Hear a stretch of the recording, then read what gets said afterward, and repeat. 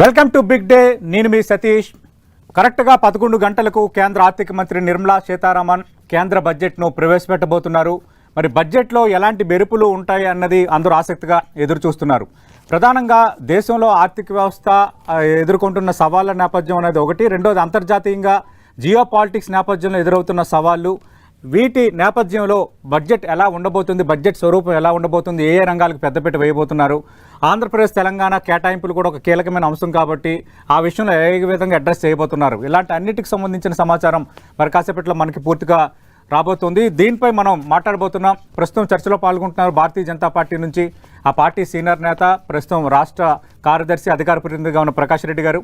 అలాగే బయట నుంచి లైవ్లో పాల్గొంటున్నారు సీనియర్ కాంగ్రెస్ నేత, మాజీ కాంగ్రెస్ వర్కింగ్ ప్రెసిడెంట్ తులసిరెడ్డి గారు. అలాగే జాతీయ విశ్లేషకులు పెంటపాటి పుల్లారావు గారు ఢిల్లీ నుంచి లైవ్లో పాల్గొంటున్నారు. మనతో పాటు స్టూడియోలో ఉన్నారు బిజినెస్ అనలిస్ట్ నాగేంద్ర సాయి గారు. రైట్, పెంటపాటి పుల్లారావు గారు, మీ అంచనా ఏంటి? ఈసారి ఏమైనా మెరుపులు ఏమైనా ఉండబోతున్నాయా, లేదంటే ప్రస్తుతం ఉన్న సిచ్యువేషన్ నేపథ్యంలో కొంత స్టేబుల్ బడ్జెట్నే ఆర్థిక మంత్రి నిర్మలా సీతారామన్ ప్రవేశపెట్టబోతున్నారు?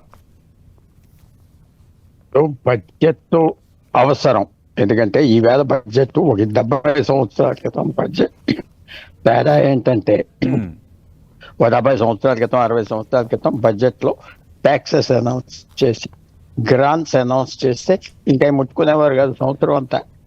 కానీ ఈవేళ ఏమిటంటే పాలసీ రోజు మార్చే అవకాశం ఉంది గ్లోబలైజేషన్ గురించి. సో అందువల్ల బడ్జెట్ మనకి ఇంత ఆదాయం వస్తుంది, ఇలా ఖర్చు పెట్టిపోతున్నాం, లార్జ్గా గైడ్ లైన్స్ అవన్నీ జరుగుతాయని లేదు, ఇంకా మంచి జరగదని లేదు. చాలా ఫ్లెక్సిబుల్ బడ్జెట్ అకౌంటింగ్, చాలా ఫ్లెక్సిబుల్ అకౌంటింగ్ అయిపోయింది. కొన్ని చేస్తారు పనులు, కొన్ని చేయలేకపోతారు. ఉదాహరణ చెప్తాను, పోయిన సంవత్సరం పెద్ద హడావిడిగా ఇంటర్న్షిప్ ప్రోగ్రామ్ అని అనౌన్స్ చేశారు కదా, ప్రైమ్ మినిస్టర్స్ ఇంటర్న్షిప్. లక్షల మందికి ఉద్యోగాలు వస్తాయి, ట్రైనింగ్ వస్తాయి అన్నారు కదా. ఫస్ట్ ఇయర్లో పైలట్ ప్రాజెక్ట్ 150,000 మందిని తీసుకుంటా ఉన్నారు. ఒక్కడ కూడా అవినట్టుగా ఎక్కడ నాకు లేదు. అంటే ప్రాజెక్ట్ ఆ స్కీమ్ ఒకటి ఫెయిల్ అయిపోయింది. మళ్ళీ కొత్త తేవాలి, తప్పకుండా కొత్త తీసుకొస్తారు, తప్పులేదు. అవి ఎవరో బీజేపీ నాయకులు ఫీల్ అవ్వకూడదు, తప్పులేదు. ఫెయిల్ అవుతే వదిలేయాలి ఆ స్కీమ్. అది ఫెయిల్ అయిపోయింది, ఎంప్లాయ్మెంట్ స్కీమ్ ఫెయిల్ అయింది. కొన్ని విషయాల్లో చాలా బాగా జరిగింది, కొన్ని విషయాల్లో మనకి మార్చుకోవాలి. ఆ పాలసీస్ మార్పులు మనం చూస్తాం. తర్వాత ఒకసారి తుఫాన్లు వస్తాయి. అమెరికా డొనాల్డ్ ట్రంప్ టారిఫ్స్ వచ్చి పెద్ద తుఫాన్, అనుకోని తుఫాన్ అది. సో అది కూడా అడ్జస్ట్ చేసుకోవాలి. రాబోయే సంవత్సరంలో ఏమవుతుంది ఏమవుదు. మొన్న 2 రోజుల క్రితం గవర్నమెంట్ చీఫ్ ఎకనామిక్ అడ్వైజర్ ఏమన్నాడంటే, మా ఫిగర్స్ అన్నీ మేము అమెరికన్ టారిఫ్, అమెరికాతో ట్రేడ్ డీల్ లేదనే మేము భావిస్తున్నాం. చాలా మంచి క్వశ్చన్ అది. సో మనం చూడబోయేది ఏంటంటే ఈ బడ్జెట్లో న్యాచురల్గా తమిళనాడు, బెంగాల్, అస్సాం, కేరళలో అనౌన్స్మెంట్ ఉంటాయి. అది పెద్ద తప్పని నేను అంటలేదు, దేశంలోనే చేస్తారు కదా అలాట్మెంట్స్, తప్పని లేదు, చేస్తారు. దాంతోపాటు కొన్ని మీద తగ్గిస్తారు. అన్నిటికంటే ముఖ్యం, 3 రోజుల క్రితం పెద్ద న్యూస్ మనకు వచ్చింది కదా, యూరోపియన్ యూనియన్ 27 దేశాలతో విశేషమైన అగ్రిమెంట్ జరిగింది. భారతదేశానికి ఎక్కడైతే లేబర్ ఇంటెన్సివ్ ఇండస్ట్రీస్ ఉన్నాయో, ఆక్వాకల్చర్, అలాగే టెక్స్టైల్స్, 0 ట్యాక్స్ పెట్టేశారు యూరోపియన్ యూనియన్. మనకి 10-15% ఉండేది తగ్గించారు. సో అది కూడా ఫైనాన్స్ మినిస్టర్ మెన్షన్ చేస్తారు ఇక్కడ 100%. ఎందుకంటే అదో పెద్ద విజయం, అవును, పెద్ద విజయం సాధించారు గవర్నమెంట్. గోయల్ చెప్పాలంటే చేశారు. సో ఇవన్నీ ఉంటాయి, అన్ని ఫ్యాక్టర్ చేస్తారు. మంచి జరిగింది చెప్తారు, బాగా చేసామని చెప్తారు. కొత్త స్కీమ్స్ ఇందాక చెప్పాను కదా, ఫెయిల్ స్కీమ్స్ డంప్ చేస్తారు, ఎత్తారు. సో ఈ బడ్జెట్ లో మనం చూసేది పూర్వంలాగా ఇదంతా 1 to 100% ఇది కొద్దిగా మార్పులు తీర్పులు వస్తా ఉన్నాయి. ఓకే, అందువల్ల మనం ఎదురు చూసేది ఏంటంటే ప్లాన్, ఒక ప్రోగ్రామ్. ఇది వేదం కాదు, ఇది ఒక రిలీజియస్ బుక్ కాదు. ఎందుకంటే గత చూస్తున్నాం కదా ఎక్స్పీరియన్స్, అనుకున్నాయేవో అనుకునే అవుతాయి. అది మన దేశానికి ఒక గైడ్ లైన్. తర్వాత రైల్వే బడ్జెట్ వేరేగా లేదు, సో ఆ ఉత్సాహం కూడా ఉండదు. రైల్వే బడ్జెట్ అంటే మాకు ట్రైన్ ఇచ్చారు, ఇది ఇచ్చారు, అది ఇచ్చారు. సో ఇది ఒక రూటీన్ బడ్జెట్గా జరుగుతుంది. ఎలక్షన్స్ కేసు తీసుకుంటారు, గతం మారుస్తారు, మంచిగా జరుగుతుంది అని చెప్తారు, అంతే. రైట్, తులసిరెడ్డి గారు, మీ అంచనా ఏంటి సార్ బడ్జెట్కి సంబంధించి? వడ్ల గింజలో ఏముంటుంది, బియ్యపు గింజ ఉంటుంది. అంటే ఈ బడ్జెట్లో ఏముంటాయి, అప్పులు ఉంటాయి, ఎన్నికల రాష్ట్రాలకు నజరానాలు ఉంటాయి, ఏపీకి టోపీ ఉంటుంది, వడ్డీ చెల్లింపులు, రక్షణకు రంగానికి కొంత పెంచుతారు. ఇంకా మిగతా ఉపమాలంకారాలు, అతిశయోక్తులు, శబ్దాలంకారాలు, అర్ధాలంకారాలు, ఉత్తర కుమార ప్రగల్భాలు, పిట్లదొర ప్రసంగాలు ఇవన్నీ ఉంటాయి. యాడ్ చేస్తుంటారు కొన్ని మసాలా పదాలంతే. అంత మించి పెద్దగా కాకపోతే ఉంటే చర్చించుకోవాలి కాబట్టి చర్చించుకోవాల్సిందే. ఇక్కడ 2025-26కు సంబంధించి టోటల్ బడ్జెట్ 50,65,345 కోట్ల రూపాయలు. 25-26 రూపాయి రాక రూపాయి పోక, బట్ 50,65,345 కోట్ల రూపాయలు. నాకు తెలిసి ఈ బడ్జెట్ ఈసారి 26-27 ఒకదానికి 5% యాడ్ చేస్తారు. ఎవరి ఇయర్ ఒక 5-10% యాడ్ చేసుకుంటూ వస్తారు. ఆ విధంగా ఈసారి బహుశా 53 లక్షల కోట్ల వరకు బహుశా ఉండొచ్చు, రూపాయి రాక రూపాయి పోక. దీంట్లో రూపాయి రాకకు సంబంధించి నేచురల్ గా ఉండే దాంట్లోనే ఒక 0.5% అటు ఇటు చేస్తా పోతారు. రూపాయి రాకలో ప్రధానంగా 2025-26కు రూపాయి రాకలో 24% అప్పులు. That is highest. 100 పైసలు అనుకుంటే దాంట్లో 24 పైసలు అప్పులు. కార్పొరేషన్ ట్యాక్స్ 17%, ఆదాయపు పన్ను 22%, కస్టమ్స్ 4%, కేంద్ర excise 5%, GST 18%, non tax revenue 9%. ఇది ఓవరాల్ గా రూపాయి రాకలో 24% వచ్చేసి అప్పులకి ఉంది. ఇంకా రూపాయి పోక తీసుకుంటే దీంట్లో కేంద్ర ప్రభుత్వ రంగానికి సంబంధించి 16%, వడ్డీ చెల్లింపులకు 20%, రక్షణ రంగానికి 8%, మిగతా సబ్సిడీలకు 6%, ఫైనాన్స్ కమిషన్ బదలాయింపులు 8%, రాష్ట్రాలకు పన్నుల సుంకాల్లో వాటా 22%, పెన్షన్లు 4%, ఇతర ఖర్చులు 8%, సిఎస్ఎస్ సెంట్రల్లీ స్పాన్సర్డ్ ప్రాజెక్ట్స్ కు 8%. కాబట్టి రూపాయి పోకలో ప్రధానంగా పోయేదేమి రాష్ట్రాలకు 22%, వడ్డీ చెల్లింపులకు 20%. కేంద్ర ప్రభుత్వ పథకాలకు ఉండేది 16%, డిఫెన్స్ కాకుండా. కాబట్టి ఇది ఓవరాల్ గా రూపాయి రాకలో అప్పులు 24%, రూపాయి పోకలో వడ్డీ చెల్లింపులు 20%. ఇది ప్రధానమైనటువంటి మనం దృష్టిలో పెట్టుకోవాలి. ఇంకా మిగతా ఆ ఉన్ని దాంట్లో కేంద్ర ప్రభుత్వ పథకాల కింద చెప్పింది కదా 16%, ఇది కేంద్ర ప్రభుత్వ రంగాలకు 16%. దాని కింద కొంత ఎన్నికల రాష్ట్రాలకు ఈసారి కేరళ, తమిళనాడు, వెస్ట్ బెంగాల్, అస్సాంకు కొంత ఉంటుంది. ఏపీకి మళ్ళా సరామామూలే, ఏపీకి టోపీ పెట్టడమే ఉంటుంది. ఏపీకి సంబంధించి ఏమి ఉండదు. కాబట్టి ఉపాధి హామీకి సంబంధించి ఈసారి ఏం చేస్తారని చూడాలి. ఎందుకంటే పోయిన సంవత్సరం 25-26కు 86,000 కోట్లు బడ్జెట్ లో కేటాయించడం జరిగింది.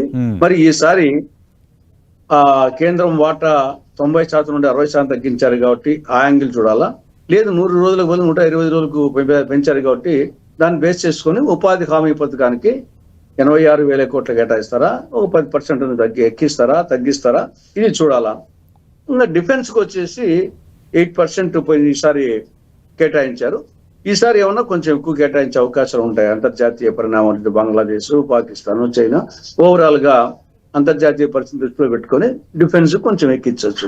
ఇంత మించి ఇంకా పెద్దగా అద్భుతాలు ఏముంటాయని అనుకోవడం లేదు. ఓకే, ప్రకాష్ రెడ్డి గారు అద్భుతాలు ఏమి ఉండవని తులసిరెడ్డి గారు అంటున్నారు, అంత ఎక్స్పెక్టేషన్స్ కూడా లేవంటున్నారు. వెంటపాటి పుల్లారావు గారు కొన్ని పాజిటివ్స్ ఉన్నాయి, అలాగే ప్రధానంగా ఈ ఎంప్లాయ్మెంట్కి సంబంధించి గతంలో తీసుకున్న స్కీమ్ ఏదైతే ఉందో అది సరైన రీతిలో అమలు కాలేదు, చెప్పింది ఒకటి చేసింది ఒకటి అని అంటున్నారు. ఈ రెండింటికి సమాధానం ఏంటి? ముందు పెద్దలిద్దరికి మిత్రులకు నమస్కారం. మీకు కూడా సార్. తులసిరెడ్డి గారి దాంట్లో నేను కొంచెం డిఫర్ అవుతాను సార్. ఎందుకంటే ఈ దేశాన్ని పరిపాలించినటువంటి ఎక్కువ కాలం పరిపాలించింది కాంగ్రెస్ పార్టీ. సుమారుగా 52 బడ్జెట్లు పెట్టినట్టుంది వాళ్ళు సుమారుగా. మరి 52 బడ్జెట్లలో ఈ ఉపమానాలు, అలంకారాలు ఇవే ఉన్నాయా, లేకపోతే అందులో ఉన్న పాలసీ మ్యాటర్స్ ఉన్నాయా? మరి 52 బడ్జెట్లు పెట్టిన వాళ్ళు మేము పెట్టింది 17 బడ్జెట్ 17 బడ్జెట్ ఎక్కువ. మరి ఈ ఉపమాన అలంకారాలు కలిపి 17. ఇప్పుడు ఈ ఉపమానాలు, ఈ అలంకారాలు, ఈ సోది, ఈ రామాయణ ఇదే చెప్పినారు. మరి 52% మన్మోహన్ సింగ్ గారు ప్రపంచ ప్రఖ్యాతిగాంచిన ఆర్థికవేత్త, సంస్కరణల పేరు మీద భారత ఆర్థిక సంస్కరణలకి ఆద్యుడైనటువంటి పివి నరసింహ గారి ప్రభుత్వంలో ఇవే పెట్టినారా? మరి అందుకోసం ఈ పదాలు మన వ్యూవర్స్ చూసే వాళ్ళకి కానీ మనకు కానీ మంచిగా అనిపించని చెప్పదలుచుకోవాలి.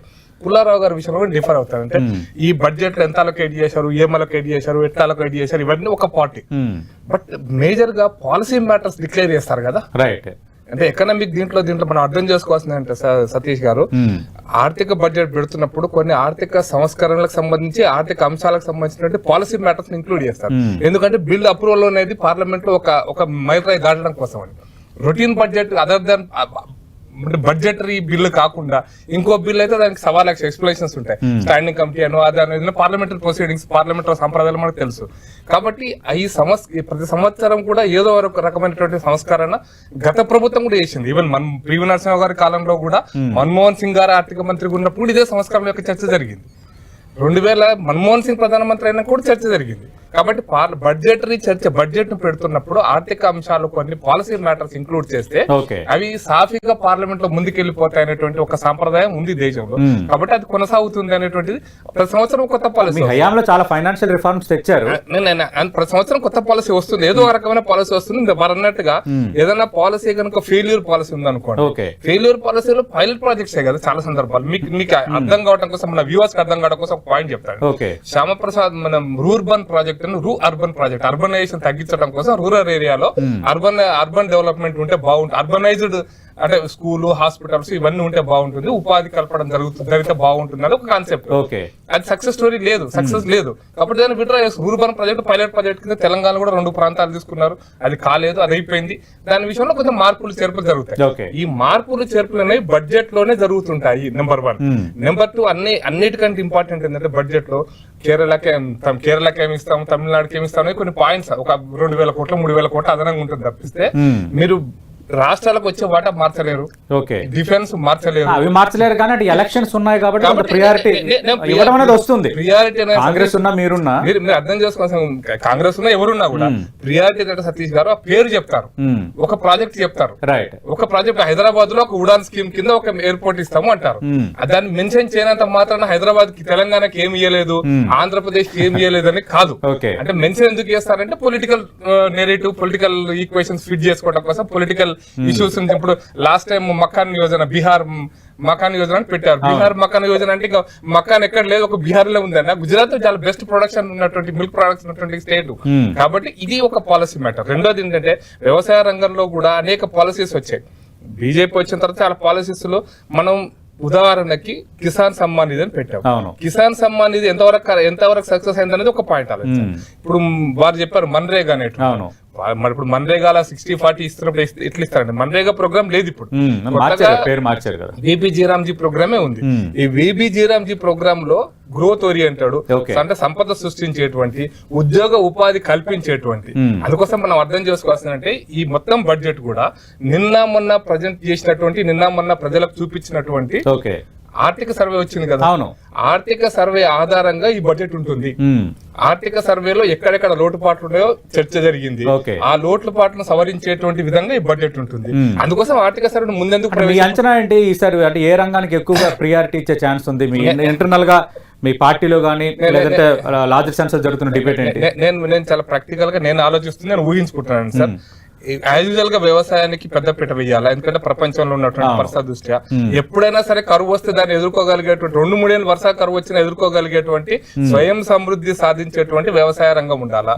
ఉపాధి మనకోసం వారు పెద్దలు చెప్పినారు, ఈయూలో యూరోపియన్ యూనియన్ లో జరిగినటువంటి ఒప్పందం అనేటువంటిది ఉపాధి ఓరియంటెడ్ అగ్రిమెంట్. అంటే మనం ఎక్కువ మంది మనుషులు ఇన్వాల్వ్ అయ్యి ఉత్పత్తి చేసేటువంటి ఉత్పత్తుల ఎక్స్పోర్ట్ మీద 0 ట్యాక్స్ రావడం, మన ఉత్పత్తిని ఎక్కువ పెంచుకోవడం అన్నట్టు. అందుకోసమనే 24-25, 25-26 మన ఉపాధి ఎంత పొందినాము అంటే మనం ఊహించిన దానికంటే ఎక్కువ. అంటే మన 7.5 ప్రొజెక్షన్ ఉంటే పోయిన సంవత్సరము, ఇట్ ఈస్ 9.5 ప్రొజెక్షన్ తో మనం ఉపాధి పొందించగలిగినాం. అంటే 90 అట్లీస్ట్ ఒక 70 లక్షల మంది 80 లక్షల మంది స్టాండప్ ఇండియా కిందనో, స్టార్ట్అప్ ఇండియా కిందనో, చిన్న పరిశ్రమలో, ఎంఎస్ఎంఈలో. అందుకోసం పాలసీ మ్యాటర్స్ లో ఎంఎస్ఎంఈలకు మనం పెద్ద పీట వేస్తామా, ఎఫ్డిఐలకు ఇస్తామా, ఇన్సూరెన్స్ లో ఏం చేయగలుగుతాము, సర్వీస్ సెక్టర్ లో మనం ఏం గిగా వర్కర్స్ ఫర్ ఎగ్జాంపుల్ పోయినసారి బడ్జెట్ లో గిగా వర్కర్స్ అనేది ఫస్ట్ టైం మనం బడ్జెట్ లో వాళ్ళ పేరు చూసినాం. అంతమంది బడ్జెట్ లో ఆ పేరు లేదు, వాటి గిగా వర్కర్స్ అనే అంశమే లేదు బడ్జెట్ లో. ఫస్ట్ టైం మన గిగా వర్కర్స్ కు సంబంధించిన అంశాన్ని మనం బడ్జెట్ లో చూసినాం. అట్లా అనేక giga workers insurance, giga workers ఇంకొక ఫార్మల్ సెక్టర్ లకు తీసుకురావటమా, వాళ్ళకి ESI provident fund and facilities ఇవ్వడం, ఇటువంటి అనేకమైనటువంటి అంశాలు ఉపాధి కల్పించేటువంటి అంశం గానీ వ్యవసాయ రంగము. అదే సందర్భంలో ఎంఎస్ఎంఈ కూడా Right. మీకు మనం భారీ చిన్న అర్థం చేసుకోవచ్చు. ఒకటే పాయింట్ చెప్తాను. ఇప్పుడు భారీగా కార్ల ఉత్పత్తి యూరోప్ లో జరుగుతుంది, జర్మనీలోనే ఎక్కువ జరుగుతుంది. దాని మీద ఇప్పుడు మన అగ్రిమెంట్ ప్రకారం ట్యాక్స్ తగ్గించాలి. అవును, FTA. అయితే మన దాని వల్ల మనకు లాభ నష్టాలను బేరీజు వేసుకుంటాం కదా. మనం ఏమి పంపిస్తున్నాము, అవును. ఏమి దిగుమతి చేసుకుంటున్నాము, పంపించే దాంట్లో భారతదేశానికి ఎంత లాభం వస్తుంది, అవును. భారతదేశంలో అదే, ఉపాధి ప్రయోజనాలు ఉండాలి కదా. ఉండాలి. ఇవన్నీ Reciprocal కూడా గా. బడ్జెట్ లో రిఫ్లెక్ట్ అవుతాయి. Right. ఇది అర్థం చేసుకోవాలని చెప్పదలుచుకున్నాను. రైట్. నాగేంద్ర సాయి గారు, అంటే ఏం జరుగుతాయి ఏంటన్న అంచనాలు అదొక ఎత్తు. ఒక బిజినెస్ అనలిస్ట్గా మీరేం చెప్తారు? స్పెసిఫిక్గా ఎప్పుడు బడ్జెట్ ఉన్నా కీలక రంగాల కేటాయింపులు, భారతదేశ ఆర్థిక వ్యవస్థ పరిపుష్టం చేయడానికి తీసుకుంటున్న నిర్ణయాలు, అంతర్జాతీయంగా ఎదురవుతున్న సవాళ్ళ నేపథ్యంలో మన వ్యూహాలు ఎట్లా ఉండాలి, ఏ రంగానికి ఎక్కడ ప్రియారిటీ ఇవ్వాలి, ఇవి లార్జర్ సెన్స్లో ఒక ఫ్రేమ్ ఉంటుంది. బట్ వేరే యాజ్ మిడిల్ క్లాస్ కానీ వేతన జీవులు కానీ ఈ ఆదాయ పన్నుకు సంబంధించి ఏమైనా రాయితీలు ఇస్తారా, లేదంటే ఇంకా వేరే చేస్తారా అనేది ఒక చర్చ ఉంది. నాకు తెలిసినంత వరకు లాస్ట్ బడ్జెట్లోనే మధ్యతరగతి వేతన జీవులకు ఒక బిగ్ రిలీఫ్ ఇచ్చేశారు. ఎందుకంటే ట్యాక్స్ రిబేట్కి సంబంధించిన ఒక క్లారిటీ వచ్చేసింది. జిఎస్టీ మీద బాగా డిబేట్ జరుగుతున్న నేపథ్యంలో జిఎస్టీకి సంబంధించిన రిఫార్మ్స్ వచ్చేసింది. ఈసారి ఏమైనా ఎక్స్పెక్ట్ చేయొచ్చా, లేదంటే లాస్ట్ టైం ఒక బిగ్ బ్రేక్ త్రూ అయింది కాబట్టి అంత ఏమి ఉండకపోవచ్చా? సో ఇప్పుడు ఏదో అందరు పెద్దలు మాట్లాడారు. సో ఒక్కొక్కరి వర్షన్ ఒక్కొక్క రకంగా ఉంటుంది. కాకపోతే ఒక మిడిల్ క్లాస్ యాంగిల్లో అంటే ఈ బడ్జెట్ లో ఈ లెక్కలు, ఈ రూపాయి రాక పోక ఇవన్నీ అంశాలు పక్కన పెడితే నాకు బడ్జెట్ నుంచి ఏం వస్తుందని నేను ఆశించినప్పుడు ఈ బడ్జెట్ నుంచి నేను పెద్దగా కామన్ మ్యాన్ కి ఒక అద్భుతం జరుగుతున్నది నేను అనుకోవట్లేదు. ఎందుకంటే గవర్నమెంట్ కి ప్రతి సంవత్సరం అందరినీ సాటిస్ఫై చేయాలి, అటు కార్పొరేట్లను సాటిస్ఫై చేయాలి, మిడిల్ క్లాస్ వాళ్ళని సాటిస్ఫై చేయాలి, ఈ సిస్టంలో ఉన్న ప్రతి ఒక్కరిని సాటిస్ఫై చేయాలి అనే ఇది పరిస్థితి గవర్నమెంట్ ఉండదు. ఎందుకంటే గవర్నమెంట్ ఇప్పుడు డిఫరెంట్ సిచ్యుయేషన్స్ ని ఎదుర్కొంటుంది. ఒకటి డొనాల్డ్ ట్రంప్ టారిఫ్స్ ఒకటి, అండ్ గ్లోబల్ గా జియో పొలిటికల్ టెన్షన్స్ చాలా ఎక్కువగా ఉన్నాయి. ఎప్పుడు మన చుట్టుపక్కల దేశాల్లో ఏం జరుగుతుందో మనకు తెలియని పరిస్థితి. రూపాయి క్రమంగా పతనం అయిపోతుంది. ఫారిన్ పోర్ట్ఫోలియో ఇన్వెస్టర్స్ గట్టిగా అమ్మేస్తూనే ఉన్నారు మార్కెట్స్ నుంచి. దాదాపుగా $23-24 బిలియన్ మేర లాస్ట్ ఇయర్ లో ఈ ఇయర్ స్టార్టింగ్ నుంచి గట్టిగా అమ్మేస్తున్నారు. సో రకరకాల ఫ్యాక్టర్స్ అన్ని ఉన్నాయి. సో ఈ పాయింట్ ఆఫ్ టైంలో మిడిల్ క్లాస్ వాళ్ళకి, కామన్ మ్యాన్ కి మళ్ళీ ట్యాక్స్ ల్యాబ్లో చేంజెస్ కానీ లేదా జిఎస్టీ కట్ కానీ అలాంటివి ఉండే పరిస్థితి దాదాపుగా అయితే లేవండి. ఎందుకంటే ఇప్పుడున్న పరిస్థితులు అన్న డెసిషన్ గవర్నమెంట్ తీసుకోలేదు. లాస్ట్ ఇయరే మనకి ఇన్కమ్ ట్యాక్స్ ల్యాబ్లో చేంజెస్ వల్ల దాదాపు ₹1,00,000 కోట్ల వరకు మనకి ఖజానా మీద భారం పడింది.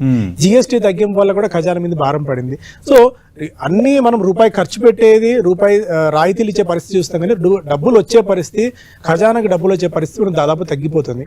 అండ్ దీనికి తోడు జిఎస్టీ ఖర్చు నేపథ్యంలో కూడా ఎకానమీ మీద ఎఫెక్ట్ అయితే పడింది. సో ఇలాంటి పరిస్థితుల్లో కామన్ మ్యాన్ ఈ బడ్జెట్ నుంచి ఒక అద్భుతం ఎక్స్పెక్ట్ చేయాల్సిన అవసరం అయితే ఏం కనిపించలేదు. బట్ కార్పొరేట్స్ కూడా ట్యాక్సెస్ కట్ అయ్యే అన్న ఒక చిన్న పాయింట్ ఉంది, కానీ మేబీ అక్కడ కొద్దిగా ట్యాక్స్ ట్వీకింగ్ జరిగితే జరగచ్చు తప్ప కామన్ మ్యాన్ కింద ఒక అద్భుతం జరుగుతుంది నేను అనుకోవట్లేదు. బట్ మీరు అన్నారు సెక్టార్స్ పాయింట్ ఆఫ్ వ్యూలో ఇంతమంది అందరు చెప్పినట్టు అగ్రికల్చర్కి ఒకటి బాగా కేటాయింపులు జరిగే అవకాశం ఉంది. డిఫెన్స్ ఇప్పుడున్న పరిస్థితులు ఏంటంటే పక్క దేశాల నుంచి ఎప్పుడు ఏ ముప్పు వచ్చి పడుతుందో తెలియని పరిస్థితిలో మనం ఆయుధ సంపత్తిని మరింత పరిపుష్టం చేసుకోవడానికి డిఫెన్స్ రంగాన్ని కొద్దిగా కేటాయింపులు ఎక్కువ ఉండొచ్చు. రైల్వేస్ ఒకటి, అండ్ దీనికి తోడు ఎంప్లాయ్మెంట్ క్రియేషన్, ఆర్టిఫిషియల్ ఇంటెలిజెన్స్ నేపథ్యంలో, ఐటీ నేపథ్యంలో ఉద్యోగాలు పెద్ద ఎత్తున కోల్పోతున్నారు. సో కొత్త ఉద్యోగాలు క్రియేట్ చేయాలి వాళ్ళకి. And GCC global capability centres ఇండియాని మరింతగా తీసుకొచ్చే క్రమంలో అక్కడ కృషి చేయాలి. సో జాబ్ ఫోకస్ మీద, జాబ్ క్రియేషన్ మీద ప్రభుత్వం ఎక్కువగా ఫోకస్ పెట్టే ఛాన్సెస్ అయితే ఈ బడ్జెట్ లో నాకు అనిపిస్తున్నాయి. Okay, right. పెంటపాటి పుల్లారావు గారు, అంటే పాలసీ డెసిషన్లు అవుతాయి, గతంలో ఒక పాలసీ తీసుకొచ్చాము, ఆ పాలసీ అమలు వాటన్నిటికి సంబంధించి దాన్ని అది ఎక్కడి వరకు ఉంది, దాన్ని ముందుకు ఎలా తీసుకువెళ్ళాలన్న ధోరణి కూడా ప్రభుత్వం తీసుకొచ్చని ప్రకాష్ రెడ్డి గారు అంటున్నారు. అలాగే ఎంప్లాయ్మెంట్, అంటే ఖచ్చితంగా ఇది మనం మాట్లాడుకోవాల్సిన అంశమే. ఆర్టిఫిషియల్ ఇంటెలిజెన్స్ విసురుతున్న సవాళ్ళ నేపథ్యంలో పెద్ద పెద్ద ఐటీ కంపెనీలు, అంటే 90s మధ్యతరగతికి కానీ తర్వాత నిరుద్యోగులకు కానీ కొంత ఊపినిచ్చిన ఐటీ రంగానికి సంబంధించి గత ఏడాదిగా మనం చూస్తే ఒక డౌన్ఫాల్ కనిపిస్తోంది. అటు తీసేటాలు ఎక్కువ ఉంటున్నాయి, నియమించుకోవడాలు తక్కువ ఉంటున్న పరిస్థితి.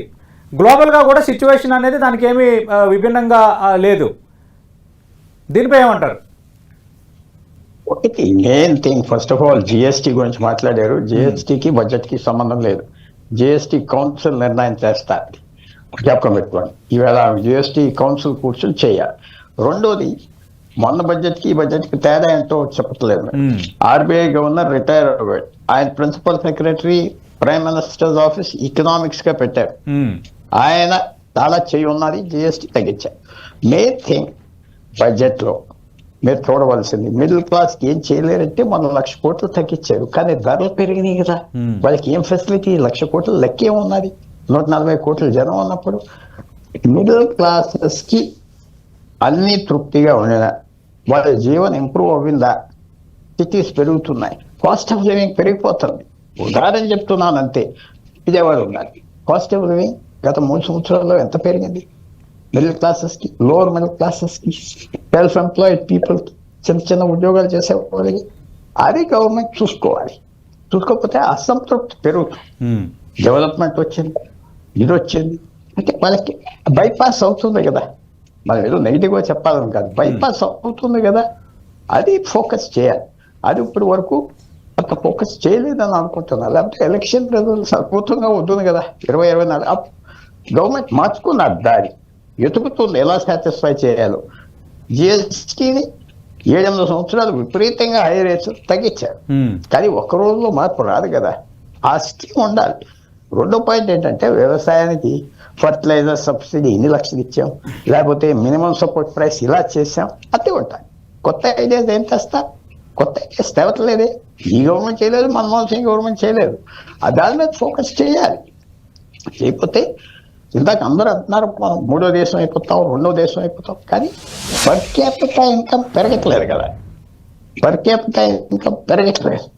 ఈ ఉద్యోగాలు అన్సర్టనిటీ అయిపోయినాయి. గిగ్ వర్కర్స్ ఉన్నారు ఈవేళ దేశంలో. అదే ఫుడ్ అందించే వాళ్ళు, చిన్న చిన్న ఉద్యోగాలు చేసుకునే వాళ్ళు, వాళ్ళకి ఏమైనా చేస్తారా అని ఎదురు చూస్తున్నా. ఈ దేశంలో ఈవేళ ఈ వెట్టి చాకరీ చేసేది వాళ్ళు. స్విగ్గీ అనుకోండి, ఇది అనుకోండి, ఆ వర్క్ అంటారు, అది ఏమైనా చేస్తారా చూస్తున్నా. ఊరుకునే మన దేశం మొదలుకి వెళ్ళిపోయిందంటే కుదరదు. ఇది అటెండ్ అవ్వాలి, అందరినీ స్టేట్ చేయాలి. సోషల్ సెక్యూరిటీ నెట్ కావాలి. మీరు చూస్తున్నారు కదా, రోజుకి 500 సంపాదిస్తున్నారు, 600 సంపాదిస్తున్నారు, రోజంతా తిరిగి ఏం చేస్తారు. అందువలన తప్పకుండా కొత్త ఐడియాస్ అన్ని వస్తాయంటే రావు, అది రెగ్యులర్ గవర్నమెంట్ లో రావాలి. ఇందాక ఏం చెప్పా, అద్భుతమైన యూరోపియన్ యూనియన్ తో డీల్ చేసి అద్భుతం, అది పెద్ద రిజల్ట్స్ వస్తాయి.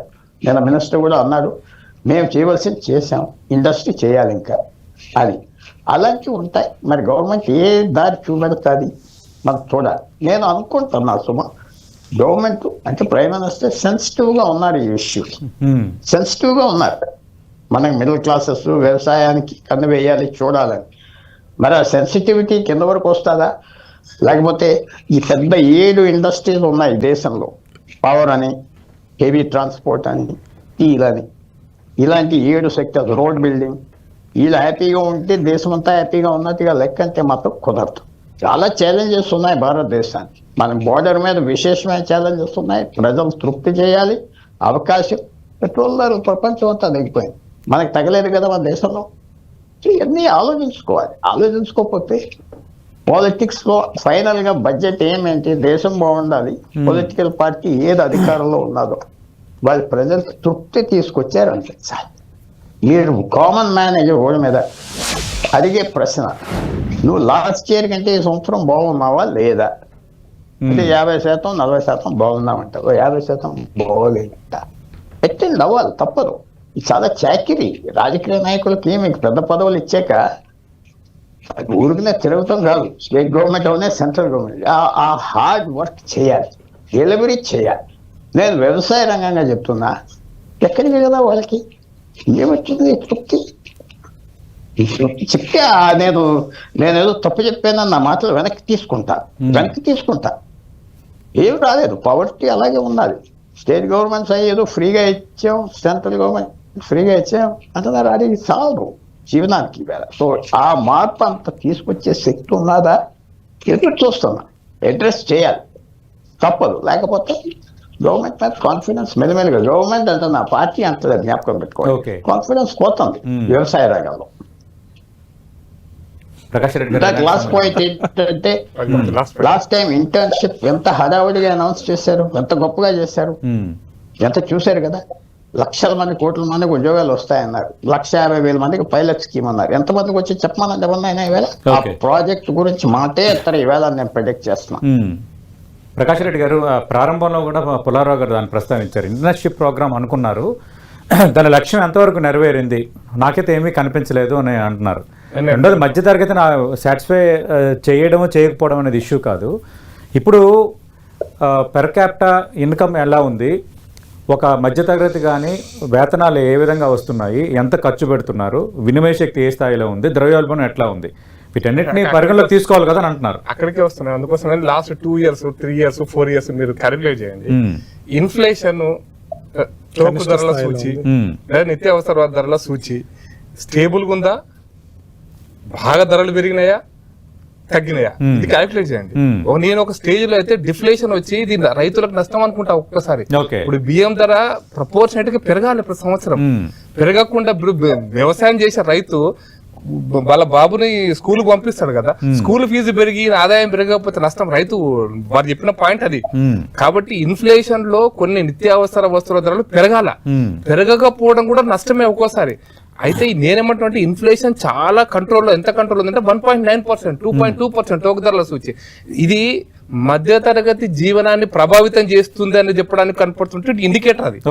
ఎందుకంటే నిత్యావసర వస్తువుల ధరలు పెరగడం లేదు. నేను మళ్ళీ మీకు అందరికి మీ వ్యూవర్స్ అర్థం చేసుకోవడం కోసం చెప్తున్నా, 2014లో చక్కెర ధర ఎంత? మనం రోజు పొద్దున టీ తాగుతాం, ఇంత ముందు టీ తాగినాం. చక్కెర ధర ఎంత? 44 రూపాయలు. ఈ రోజు హోల్సేల్ మార్కెట్, రిటైల్ గా మనం సూపర్ మార్కెట్ కు పోతే, ఇంకా హోల్సేల్ పోతే సూపర్ మార్కెట్ కు పోతే 41 రూపాయి. 11-12 సంవత్సరాల తర్వాత చక్కెర ధర అది ఉంది అంటే మన దానికి దేనికి సూచి? బియ్యం ధర ఒక 2014లో 30-35 రూపాయలు. ఈ రోజు మామూలు యావరేజ్ బియ్యం 40 రూపాయల కంటే ఎక్కువ లేదు ఈ రోజున. అంటే మన 12 సంవత్సరాల తర్వాత అదే ఉంది అంటే ఎంఎస్పి పెరిగిన తర్వాత వడ్లకి ఒక 160-50% పెరిగిన తర్వాత కూడా అది ఉంది అంటే అది లాభ నష్టాలను బేరుజు వేసుకున్నట్టు ప్రస్తావించారు. పెట్రోల్ ధరలు కూడా తగ్గాలి కదా. అంటే నేను పెట్రోల్ ధర కూడా చెప్తున్నా, ఇంట్రెస్టింగ్ చెప్తున్నా. పెట్రోల్ ధర కూడా ఒక్కటే మాట చెప్తా. 2004లో అటల్ బిహారీ వాజ్పేయి గారి ప్రభుత్వం అయిపోయిన రోజుల్లో 38 రూపాయలు సార్, 36 రూపాయల పెట్రోల్. మన్మోహన్ సింగ్ గారి ప్రభుత్వం 10 సంవత్సరాలు గడిచింది కదా, 10 సంవత్సరాల పెట్రోల్ రేట్ ఎంత పెరిగింది? 84 రూపాయలు. నవంబర్-డిసెంబర్ 2013లో 84 రూపాయలు పెరిగింది. వాళ్ళు కష్టపడి 78 పట్టుకొచ్చారు, అప్పులు చేశారు, విదేశాలు అంటే టోక్ తీసుకుని దాన్ని మెయింటైన్ చేయడానికి ప్రయత్నం చేశారు, ఇక్కడ పెంచకుండా. ఈ రోజు ఎంత ఉంది పెట్రోల్ ధర? ఈ రోజున 80 రూపాయల నుంచి యావరేజ్ 80 రూపాయలు తీసుకుంటే ఈ రోజు పెట్రోల్ ధర ఏమన్నా కంప్లీట్ అయ్యాను సార్. ఈ రోజున పెట్రోల్ ధర ఆన్ అండ్ యావరేజ్ గా 100 రూపాయలు సార్. మన రాష్ట్రంలో 107 రూపాయలు, ఎందుకంటే మన రాష్ట్రంలో జిఎస్టీ ఎక్కువ ఉంది కాబట్టి. ఆయన యావరేజ్ గా 100 రూపాయలు. 92 ఉన్న రాష్ట్రం ఉంది, 100 ఉన్న రాష్ట్రం ఉంది, 102 ఉన్న రాష్ట్రం ఉంది. అంటే మనం ఎంత పెరిగింది? 20%. 100% వాజ్పేయి గారి నుంచి మన్మోహన్ సింగ్ ప్రపంచ ఆర్థికవేత్త కదా, మనం చెప్పుకుంటున్నాం కదా, సంస్కరణ మూలం కదా, ఆయన గొప్ప వ్యక్తి కదా. ఆయన కాలంలో డబుల్ ఎట్లా అయింది? అయితే వీళ్ళు ఏం చెప్తారంటే క్రూడ్ రేటు పెరిగింది అంటారు సార్. నేనేమంటున్నాను సార్, క్రూడ్ రేటు పెరిగింది ఎప్పుడు? 2013-14, 12-13లో. క్రూడ్ రేట్ ఎంత ఉండింది 2005లో? 2006లో ఎంత ఉండే? కొన్ని చక్కెర ధర ఎవరు కంట్రోల్ చేస్తున్నారు? ఇంకా మిగతా నిత్యావసర వస్తువుల ధర ఎవరు? పప్పుల ధరలు ఎగ్జాంపుల్ చెప్తున్నారు. పప్పుల ధరలు, కందిపప్పు టీవీ డిబేట్ లో మీలాంటి వాళ్ళతో డిస్కషన్ లో 180 రూపాయలు పెరుగుతుందా కందిపప్పు? 120 రూపాయలు కూడా లేదు కందిపప్పు. తులసిరెడ్డి గారు, ప్రకాష్ రెడ్డి గారి సమాధానంతో సాటిస్ఫై అవుతారా? ఏదైనా ఫైనల్ గా వచ్చేసి తలసరి ఆదాయం గురించే మనం చర్చించుకోవాలి. వీళ్ళు పదే వచ్చేసి ప్రపంచంలోనే 4వ అతిపెద్ద ఆర్థిక వ్యవస్థ అని చెప్పేసి గొప్పలు చెప్పుకుంటూ ఉంటారు. కానీ ఇంతకుముందు పుల్లారావు గారు చెప్పినట్టు పర్ క్యాపిటా ఇన్కమ్ తీసుకుంటే 2025 ఇంటర్నేషనల్ మానిటరీ ఫండ్ ప్రకారంగా మొత్తం 191 దేశాల్లో మంది 137వ స్థానం. 191 దేశాల్లో మన ర్యాంక్ 137, అంటే $2,878. నంబర్ 1 ప్లేస్ లో ఉండే లగ్జంబర్గ్ $1,40,941. $1,40,941. మందేమో $2,878. 137 స్థానంలో ఉన్నాం. మనం 147 కోట్ల పాపులేషన్ తో హెచ్చించి ప్రపంచంలోనే 4వ అతిపెద్ద ఆర్థిక వ్యవస్థ, రేపు మళ్ళా 3కు పోతాం. ఇని ఊరికి వచ్చేసి పరిస్థితి చూసాను, అగదాల కట్టగాడ ఉన్న పర్ క్యాపిటల్ ఇన్కమ్. అమెరికా వచ్చేసి $89,105, చైనా $13,690, జర్మనీ $55,911. కాబట్టి మనము జర్మనీని మించిపోతాం. కాబట్టి ఇది పాపులేషన్, టోటల్ పాపులేషన్ పెట్టుకొని మొత్తము చెప్పుకుంటా ఉన్నారు. ఇదే ఒక యాంగిల్. రెండవది మంది వ్యవసాయ ప్రధానమైన రాష్ట్రం. ఈ రోజు ఎన్ని చెప్పినా 199% మంది రైతులు వచ్చేసి దయనీయమైన పరిస్థితిలో ఉన్నారు. ఏదో 1% వచ్చేసి ఉండొచ్చేమో కానీ 99% ఏ పంట వేసినా గిట్టుబాటు లేదు. అది హార్టికల్చర్ కానీ అగ్రికల్చర్ కానీ దయనీయమైన పరిస్థితిలో ఉన్నారు. కానీ వ్యవసాయ రంగం మెజారిటీ పాపులేషన్ దాని మీద దయనీయమైన పరిస్థితిలో ఉండేది వాళ్ళు. కానీ మన బడ్జెట్ లో వచ్చేసి కేటాయింపు 2020-26లో కూడా 1,50,000 కోట్లు, అంటే 3%. 50 లక్షల కోట్ల గాను 1,50,000, 3%. కాబట్టి ఖచ్చితంగా వ్యవసాయ రంగానికి ఓవరాల్ గా బడ్జెట్ 3% ఉంటే కనీసం 5% కన్నా ఈసారి పెంచితే అంతంతో వ్యవసాయ రంగం బతికి బట్టగడుతుంది. వ్యవసాయ రంగం బతికి బట్టగడితే మెజారిటీ పాపులేషన్ బాగున్నట్టు. ఆ యాంగిల్లో ఆలోచించడం లేదు.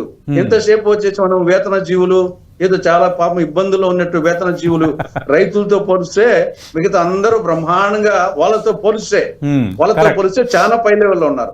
రైతుల పరిస్థితి గురించి ఆలోచించకుండా ఈ వ్యవసాయ ప్రధాన రాష్ట్రంలో మిగతా అన్ని ఆలోచిస్తారు. కానీ మాటలు మాత్రం రైతులకు వచ్చేసి ఈ యొక్క మొత్తం పిఎం కిసాన్ సమ్మాన్ నిధి కూడా ఈ 1,50,000 కోట్లలోనే, దాంట్లో 63,100 కోట్లు ఉడక దీంట్లోనే 1,50,000 కోట్లలోనే. కానీ ఓవరాల్ గా వ్యవసాయ రంగాన్ని టోటల్ గా నిర్లక్ష్యం చేస్తున్నారు. దాని మీద కాన్సన్ట్రేట్ చేసి రెండోది నిరుద్యోగము, ఆ రెండింటి మీద కాన్సన్ట్రేట్ చేయాలా. పర్ క్యాపిటల్ ఇన్కమ్ పెరిగే విధంగా చూసుకోవాలా. మిగతా అన్ని వచ్చేసి ఇంకా నేను గతంలో బ్రహ్మాండంగా చెప్పడం లేదు. ఇది డే బై డే ఎవరి ఇయర్ ఇంప్రూవ్ కావాలా. ఆ నేపథ్యంలో మనం 11 నెలల నుండి పరిపాలిస్తారు. ఇంకా మన్మోహన్ సింగ్ ను పోల్చుకోవడము, ఇంకా జవహర్లాల్ నెహ్రూ పోల్చుకోవడము, ఆ రోజు పరిస్థితి ఏమిటి, ఈ రోజు పరిస్థితి ఏమిటి, ఆ కోణంలో ఆలోచించాలని నా అభిప్రాయం.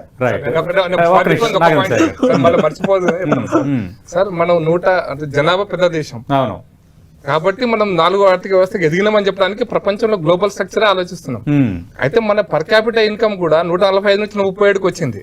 ఎందుకంటే జనాభా ఉంది కాబట్టి మొత్తం ప్రొడక్షన్ అంటే మొత్తం సంపదను కోరుకుంటారు కానీ లోటుపాట్లు కూడా ఉన్నాయి, వాటిని అడ్రస్ చేయట్లేదు అనేది. నేను అందుకోసం దీంట్లో పర్ క్యాపిటల్ ఇన్కమ్ పుల్లారావు గారు నెంబర్ చెప్పారు, తులసిరెడ్డి గారి నెంబర్ కూడా కొంచెం నేను వారి అభిప్రాయాన్ని ఏకీభవిస్తూ ఒక పాయింట్ చెప్తా. వ్యవసాయ రంగంలో పనిచేస్తున్న వాళ్ళ యొక్క పర్ క్యాపిటల్ ఇన్కమ్ ఎంత, ఉద్యోగ ఉపాధి లేకపోతే కార్పొరేట్ రంగంలో పనిచేస్తున్నారు యావరేజ్ ఇస్తూనే 2,800 వస్తుంది. కరెక్ట్ గా వ్యవసాయాన్ని యావరేజ్ ఇస్తే వీరు వాళ్ళు ఇప్పుడు $1,000 కూడా లేదు ఇప్పుడు ఈ రోజున. కాబట్టి మనం ఆ కింది వాళ్ళ గురించి ఆలోచించడం అనేటువంటిది ఈ రోజున బడ్జెట్ లో ప్రాధాన్యత ఉంది. కార్పొరేట్ కంటే కూడా కింది వాళ్ళకంటే పర్ క్యాపిటల్ ఇన్కమ్ మనం పెద్దోళ్ళని యావరేజ్ ఇస్తున్నాం. 100+10 110కి 55 ఇస్తున్నాం. అది కాదు, ముందు 10 సంగతి గురించి ఆలోచించాలనేటువంటి. డిబేట్ ముగించే ముందు మీరేం చెప్తారు? మొత్తం ఈ వాదన విన్న తర్వాత ఏం జరగబోతుంది? సో అంటే ఇంతకుముందు కూడా అన్నట్టు ఒక్కొక్క యాంగిల్ ఒక్కొక్క రకంగా ఉంటుంది. అంటే కొంతమందికి ఏమో వ్యవసాయం కావాలి, కొంతమందికి ఏమో నంబర్స్ కావాలి, అంటే రూపాయి ఎక్కడి నుంచి వస్తుంది ఎక్కడికి పోతుంది అనుకోవాలి. బట్ మార్కెట్స్ కి, స్టాక్ మార్కెట్స్ కి ఈ పాయింట్ ఆఫ్ టైమ్ లో జనాలు చూస్తుంది రూపీ బాగా క్షీణిస్తుంది. స్టాక్ మార్కెట్ కి సార్ ఒక నాన్ ఈవెంట్ గా ఉండే అవకాశాలు ఉన్నాయి. ఎందుకంటే ప్రతి సంవత్సరం బడ్జెట్ నుంచి మార్కెట్ భారీగా ఎక్స్పెక్ట్ అయితే చేయట్లేదు. ఈ సంవత్సరంలో ఒకవేళ నాన్ ఈవెంట్ గా ఉండి పెద్దగా మెరుపులు ఏం లేకపోతే మాత్రం స్టాక్ మార్కెట్ ఆల్రెడీ కష్టాల్లో ఉంది. ఎఫ్ఐ సెల్లింగ్, ఎఫ్పిఐ సెల్లింగ్ గట్టిగా జరుగుతూనే ఉంది. ఒకటి రూపీ వాళ్ళకి బాగా చాలా ఇబ్బందుల్లో ఉంది. అండ్ ఎప్పటికప్పుడు ప్రతి సంవత్సరం ఒకసారి ట్యాక్స్ ల్యాబ్స్ లో మార్పులు తీసుకొస్తున్నారు, అంటే ట్యాక్స్ స్ట్రక్చర్స్ లో మార్పులు తీసుకొస్తున్నారు వాళ్ళకి ఎఫ్పిఐకి సంబంధించి. వాటి మీద ఒక క్లారిటీ ప్రభుత్వం నుంచి ఈసారి అయితే ఎక్స్పెక్ట్ చేస్తారు. ఎందుకంటే ఒక్కొక్కసారి టాక్సేషన్ విధానంలో ప్రపంచంలో ఎక్కడా లేని విధంగా ప్రతి సంవత్సరం ట్యాక్సెస్ మారుతున్నాయి. ఎవరైనా మన దేశంలో వచ్చి బిజినెస్ చేయాలి, మన దేశంలో పెట్టుబడులు పెట్టాలి అంటే ట్యాక్స్ ఈ రోజు ఎలా ఉంటుందో తెలియదు, రేపు ఎలా ఉంటుందో తెలియని పరిస్థితి వచ్చేస్తుంది. సో ఆ ట్యాక్సెస్ విషయంలో క్లారిటీ కావాలని చెప్పి కార్పొరేట్ ఇండియా కోరుకుంటుంది. మేబీ దాని మీద ఈసారి ఏదైనా ఒక క్లారిటీ వస్తే అట్లీస్ట్ ఈ ఫారిన్ ఫ్లోస్ అనేది ఆగే ఛాన్స్ ఉంది. అప్పుడు రూపాయి నిలబడేందుకన్నా స్కోప్ ఉంది. Right, thank you Prakash Reddy గారు, థ్యాంక్ యూ పుల్లారావు గారు, థ్యాంక్ యూ తులసిరెడ్డి గారు, థ్యాంక్ యూ నాగేంద్ర సాయి గారు. మనం చూస్తున్నాం లార్జర్ సెన్స్లో కొన్ని రంగాలను ఖచ్చితంగా అడ్రస్ చేయాల్సిన అవసరం ఉందంటున్నారు. ఈసారి వేతన జీవులు, మిడిల్ క్లాస్ వీటి ఎవరు ఎక్స్పెక్టేషన్ చేసుకోవాల్సిన అవసరం లేదు. గతంలోనే ఇవ్వాల్సినంత మూమెంట్ ఇచ్చారు. కానీ ఇప్పుడు అగ్రికల్చరు, అలాగే డిఫెన్సు, తర్వాత ఆర్టిఫిషియల్ ఇంటెలిజెన్స్, ఇన్ఫ్రాస్ట్రక్చరు, ఈ రంగాలకు కొంత హై ప్రియారిటీ ఇచ్చే ఛాన్సెస్ ఉన్నాయంటున్నారు. కొంత స్టేబుల్ చేయడం అనేది ఒకటి. అలాగే అంతర్జాతీయంగా ఎదురవుతున్న సవాళ్ళు లైక్ ట్రంప్ టారిఫ్స్ లాంటి సవాళ్ళు వచ్చినప్పుడు మన ఆర్థిక వ్యవస్థ ఇబ్బంది పడకుండా మనకు మనం స్వయం సమృద్ధిగా ఏ విధంగా ముందుకు పోవాలన్న ఒక బిగ్ ప్లాన్ కూడా ఆర్థిక మంత్రి ప్రకటించే ఛాన్స్ ఉందంటున్నారు.